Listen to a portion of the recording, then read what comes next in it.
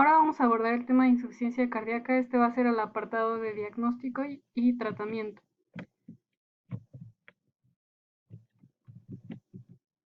En cuanto al diagnóstico, como pruebas iniciales tenemos los péptidos natriuréticos.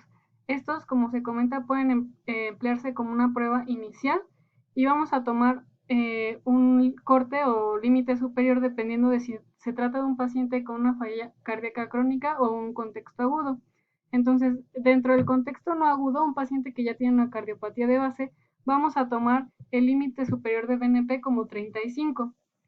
En cuanto a los pro-BNP, el límite superior en aquellos pacientes en un contexto no agudo con una cardiopatía ya de base, el corte va a ser de 125 picogramos sobre mililitro. Ahora vamos con los pacientes en los cuales sospechamos una patología aguda. Deben utilizarse títulos más altos, tanto de BNP como de pro-BNP.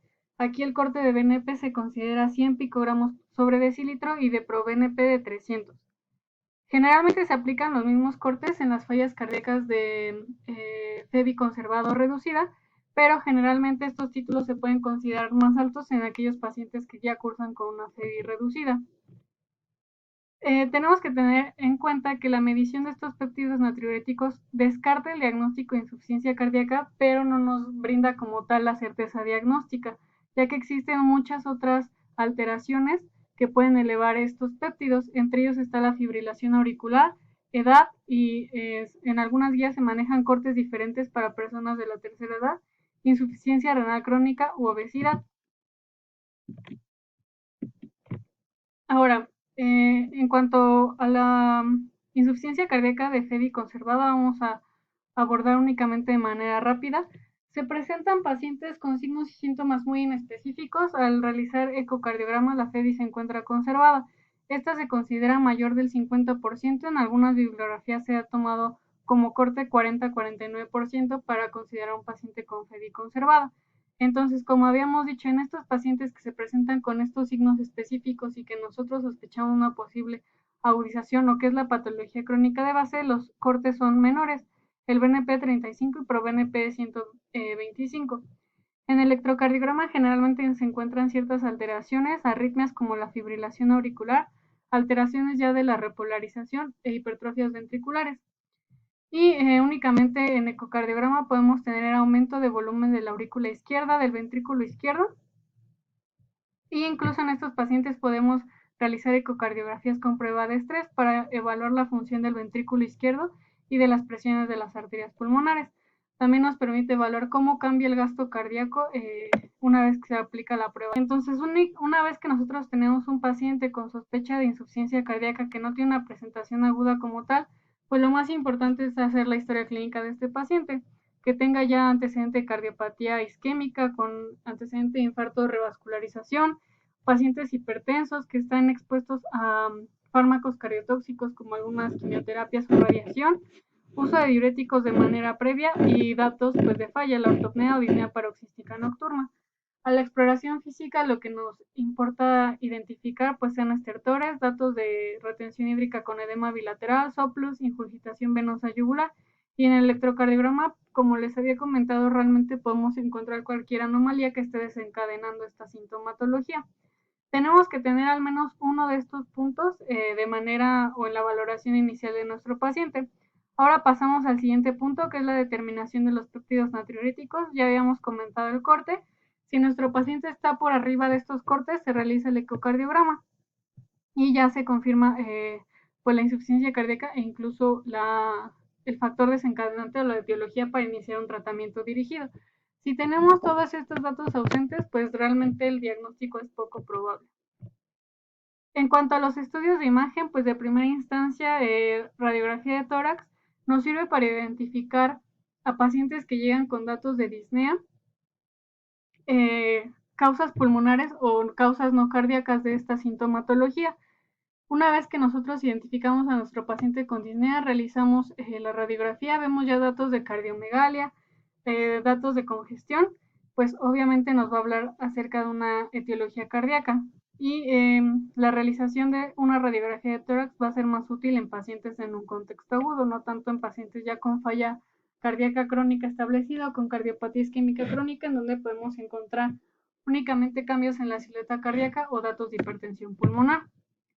En estos pacientes el electrocardiograma muy pocas veces se va a considerar normal.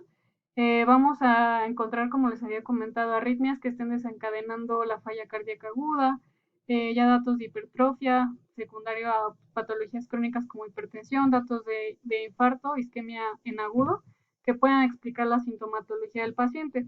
Entonces, realmente los electrocardiogramas no tenemos unos hallazgos específicos que nos orienten hacia el diagnóstico de falla cardíaca, sino que simplemente vamos a encontrar electrocardiogramas anómalos en la mayor parte de las ocasiones. En cuanto al ecocardiograma, pues nos ayuda de manera inicial a la evaluación de la FEBI y movilidad de la región de la pared libre. Esto pues en el contexto de pacientes que llegan con sintomatología aguda para descartar alguna causa mecánica. Las técnicas Doppler pues nos van a evaluar cuestiones hemodinámicas, el índice volumen latido y el gasto cardíaco. Nos vamos a evaluar la función diastólica, que esta es la base fisiopatológica de la insuficiencia cardíaca de fracción de FEBI conservada. Vamos a ver y evaluar el corazón derecho, ventrículo derecho y aurículo derecha mediante la medición de TAPSE. Una TAPSE menor de 17 se considera ya anómala. Hay ciertas indicaciones para realizar un ecocardiograma transesofágico. Este va a ser útil en el contexto de enfermedades valvulares, disección aórtica, endocarditis, que sea difícil de valorar por un ecocardiograma transtorácico. Nos permite valorar la presencia de trombos intracavitarios. Si nosotros tenemos un paciente en el que el reporte del ecocardiograma en cuanto a las fallas valvulares o demás no concuerda con la sintomatología tan grave que presenta, pues está indicado realizar como segunda instancia pues un ecocardiograma transesofágico. Y como les había comentado, el ecocardiograma de estrés en pacientes estables con ya una falla cardíaca crónica establecida mediante la administración de fármacos o ejercicios. Y esto nos va a permitir identificar el grado de isquemia y qué tan viable sigue siendo aún nuestro miocardio, y pues obviamente para evaluar alteraciones valvulares específicas. Entre otros estudios de imagen tenemos la resonancia magnética, que nos permite medir masas, volúmenes de ambos lados del corazón, evaluar la fibrosis y el estado del miocardio, caracteriza cómo es ese tejido mediante el realce de gadolinio. Nos sirve para evaluar isquemia y viabilidad. En cuanto a las limitaciones de este estudio, pues obviamente están los costos, que no está disponible en todos los centros y que la interpretación es operador dependiente. Tenemos la tomografía, que puede ser por emisión monofásica, que igual pues la finalidad es evaluar la isquemia y qué tan viable sigue siendo nuestro miocardio. El que es pulsado nos da información acerca de volúmenes y función ventricular, y el PET, que es por emisión de positrones, también nos sirve para valorar viabilidad de isquemia. La ventaja de estos estudios es que nos permite visualizar de manera no invasiva la anatomía coronaria, a diferencia de las revascularizaciones o de los procesos de hemodinamia. Ahora, durante la sospecha que nosotros tengamos de diagnóstico de falla cardíaca, pues está indicado determinar los péptidos natriuréticos de todo paciente que llegue con los datos característicos, disnea, edema, y que tenga antecedentes o que tenga alteraciones cardíacas en ese momento que nos orienten hacia una falla cardíaca.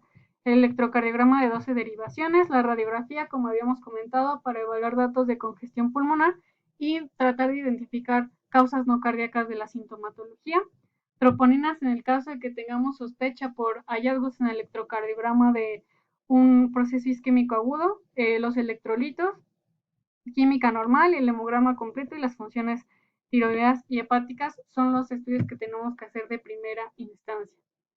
Ahora, nosotros para evaluar a nuestro paciente con falla cardíaca, una de las primeras cuestiones que tenemos que preguntarnos para poder hacer una adecuada clasificación es si tenemos congestión.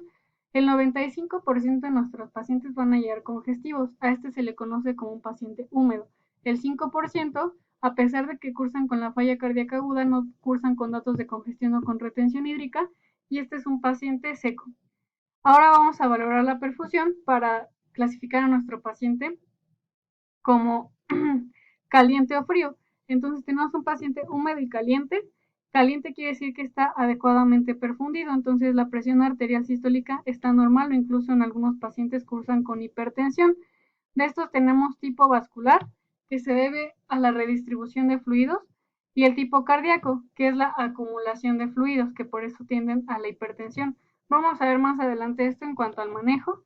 Y ahora, si nuestro paciente no tiene una perfusión adecuada, este hipoperfundido se considera como un paciente frío. Entonces tenemos un paciente seco, que dijimos sin datos de congestión, y caliente, que está bien perfundido, es un paciente que está compensado. Y lo único que tenemos que hacer en ese momento para mejorar los síntomas es ajustar el tratamiento que el paciente ya tenía por vía oral. Si tenemos un paciente seco y frío que está hipoperfundido, pues el manejo inicial es la carga de fluidos e inotrópicos de manera temprana si no hay una adecuada respuesta. El peor de los casos es el paciente húmedo, que está congestivo y frío, que está hipoperfundido. Aquí sí tenemos que iniciar de manera temprana inotrópicos y vasopresores e incluso asistencia mecánica circulatoria para garantizar la adecuada perfusión de nuestro paciente. Ahora vamos a ver algo del tratamiento. Lo primero que tenemos es un paciente con sospecha de insuficiencia cardíaca. Tenemos que descartar en nuestra evaluación inicial en fase urgente, eh, que son los primeros 10 minutos en los que nosotros tenemos contacto con nuestro paciente, si tiene datos de choque cardiogénico. Si es así, ¿cuál es la necesidad de asistencia circulatoria, ya sea mediante fármacos como inotrópicos o vasopresores, o incluso una asistencia mecánica como terapia puente, pensando en algún trasplante? Y en segunda instancia, si tiene datos de insuficiencia respiratoria. Si nuestro paciente tiene datos de insuficiencia respiratoria, tendremos que valorar la necesidad de apoyo ventilatorio, ya sea con oxígeno suplementario, con ventilación con presión positiva no invasiva o ya ventilación mecánica invasiva. Una vez que nosotros descartamos estas dos condiciones en nuestro paciente, pasamos a la fase intermedia, que es de la primera a la segunda hora en la que nosotros estamos evaluando al paciente. Esto nos permite identificar la etiología de la falla cardíaca o de la descompensación y orientar nuestro tratamiento. Entonces tenemos el acrónimo CHAMP, que es síndrome coronario agudo, emergencia hipertensiva, arritmia, causa mecánica o embolia pulmonar. Si nosotros logramos identificar esto, pues ya vamos a seguir el tratamiento específico de cada patología. Ahora, como les había comentado, es importante valorar de inicio a nuestros pacientes, aquellos que tengan criterios ya de ingreso a la unidad de cuidados intensivos, pacientes que lleguen con necesidad de intubación o que recibamos un paciente intubado, un paciente hipoperfundido que presente una saturación de oxígeno menor de 90% a pesar de que nosotros estamos dando un adecuado aporte con oxígeno suplementario, uso de músculos accesorios, frecuencia respiratoria más de 25, frecuencia cardíaca menos de 40 o más de 130 y presión arterial sistólica menos de 90. Estos pacientes pues idealmente tienen que monitorizarse y manejarse en una unidad coronaria. Ahora, regresando un poco a lo que les había comentado del perfil hemodinámico de nuestros pacientes, ya habíamos dicho un poco el panorama, tenemos pacientes húmedos y pacientes secos, la mayoría de ellos van a ser húmedos. En segunda instancia, valorar la hipoperfusión. Habíamos dicho que si nuestro paciente está bien perfundido, generalmente tiende a la hipertensión. Si no, se trata de un paciente húmedo y frío. Un paciente seco que está bien perfundido está compensado y aquellos pacientes secos y fríos pues están con datos de hipovolemia. Esto es importante identificarlo porque también vamos a dirigir nuestro tratamiento farmacológico. Como les había comentado, el paciente húmedo que está congestivo y que está bien perfundido existe de tipo vascular y de tipo cardíaco. El tipo vascular es la redistribución de fluidos y por lo tanto estos pacientes van a cursar hipertensos. Aquí el tratamiento es el vasodilatador, únicamente con vigilancia estrecha de las cifras tensionales y el diurético, que es nuestra piedra angular del tratamiento. Un paciente que está congestivo y bien perfundido de tipo cardíaco se debe a la acumulación de fluidos en ciertas regiones. Y aquí va a predominar más la congestión que la hipertensión. El tratamiento inicial pues es el diurético, también el vasodilatador, teniendo cuidado de nuestras cifras tensionales y en última instancia la ultrafiltración con hemodiálisis. Un paciente húmedo y frío que cursa con presión arterial sistólica menor de 90, pues el inotrópico, vasopresor o asistencia mecánica circulatoria. Estos se deben utilizar en dosis mínimas y en el menor tiempo posible para mantener a nuestro paciente estable. Ahora, en cuanto a las recomendaciones específicas de la guía, vamos a hablar acerca de la oxigenoterapia como primera instancia. Aquí vamos a ver la clase y nivel de recomendación que tienen cada una de estas.